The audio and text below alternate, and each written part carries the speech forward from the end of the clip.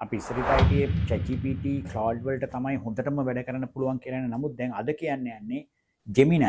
අලුතෙන් හඳුන්වා දීලා තියෙන බිස්නස් වලට, ක්‍රියේටර්ස්ලාට, ස්ටුඩන්ට්ස්ලාට, ටීචර්ස්ලාට පාවිච්චි කරන්න පුළුවන් සුපිරි ෆීචර්ස් කිහිපයක්. ඒ තමයි deep search, infographics, audio overview, canvas feature එක. මේ මගින් ඔයගලන්ට Gemini එක research assistant කෙනෙක් වශයෙන් ක්‍රියා කරලා විනාඩි කිහිපයකදී ලොකු research එකක් කරලා report එකක් ලබාගෙන infographics එකකුත් හදාගන්න පුළුවන් ආකාරයකයි මෙතන තියෙන්නේ. ඔයගොල්ලෝ මේ සඳහා කරන්න තියෙන්නේ gemini.google.com එකට ගිහිල්ලා Gemini එකට ගිහිල්ලා පල්ලෙහා තියෙන මෙනු එකේ මේක deep research කියන feature එක. දැන් මේ deep research කියන feature එකේ අපි ලංකාවේ අධ්‍යාපනය සම්බන්ධයෙන් මේ જાතිය ප්‍රශ්නයක් ඇහුවා. second කියලා දැන් websites වලට යනවා.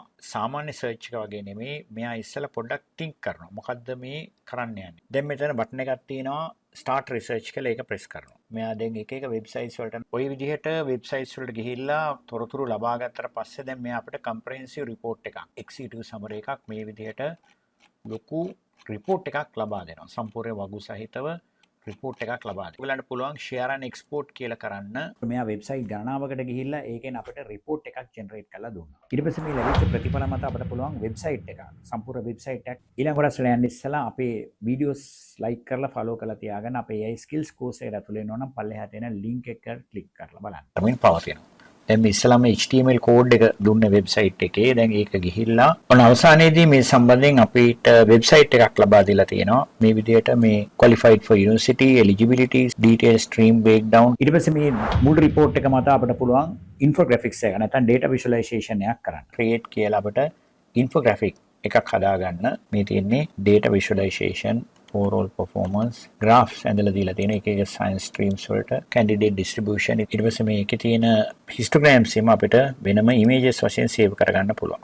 report එකට ගියාම මේකෙන් quiz එකක් හදන්න පුළුවන්. මේ කියන්නේ ඒකෙන් හදලා දීලා තියෙන අපිට දීලා තියෙන quiz එකක් නැත්නම් බහුවර්ණ ප්‍රශ්න පත්‍රයක් overall university eligibility rate කීයද කියලා අහනවා. අපි මේ විදිහට ක්ලික් කරලා හරිද වැරදිද කියලා එකෙන් ගන්න පුළුවන්. ඊට පස්සේ next ගිහම ඊළඟ question එකක් අහනවා. ඒ වගේම තවත් feature එකක් තියෙනවා. මේකෙන් අපිට පුළුවන් audio overview එක. දෙන්නේ කතා කරන podcast එකක් වගේ කරන්න. ඒක පස්සේ අපිට අහගෙන යන්න පුළුවන්. ඔයගොල්ලෝ ඉගෙනීමටත් මේක පාවිච්චි කරන්න පුළුවන්. ඒක නැත්තම් podcast එකක් වගේ එකක්. The results of the GCE Advanced Level Exam.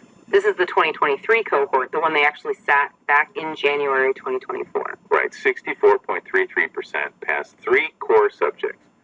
But you know that national average. ඉතින් මේ වගේ වීඩියෝස් රාශියක් අපි ඉදිරියටත් ගෙන යන්න යනවා. අපි like කරලා follow කරලා bookmark කරලා තියාගන්න.